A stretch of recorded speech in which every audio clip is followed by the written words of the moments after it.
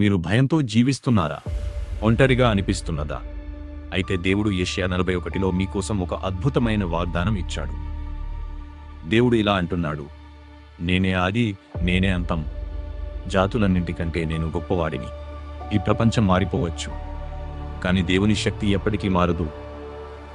యెషయా 41:10లో దేవుడు ఇలా చెప్తున్నాడు, భయపడకుము, నేను నీతో ఉన్నాను.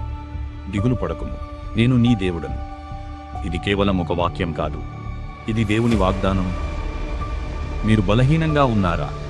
దేవుడు ఇలా అంటున్నాడు, నేను నీకు బలం ఇస్తాను, నేను నీకు సహాయం చేస్తాను.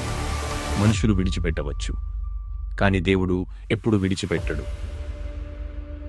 నీకు వ్యతిరేకంగా వచ్చిన వారు ఓడిపోతారు అని దేవుడు చెప్తున్నాడు. నీ జీవితంలో సమస్యలు జాయింట్స్ లా కనిపించవచ్చు, కానీ దేవుడు నీ పక్షాన ఉన్నప్పుడు ఏ శత్రువు గెలవలేడు. దేవుని నమ్మిన వారు అలసిపోరు. వారు ఈగలవలె రెక్కలు చాచుకొని ఎగురుదురు. పడిపోయినా మళ్ళీ లేస్తారు, ఎందుకంటే దేవుడు వారి బలం. ఈరోజు ఏ పరిస్థితిలో ఉన్నా దేవుడు మీతో ఉన్నాడు. భయపడకండి, నమ్మకం కోల్పోవద్దు.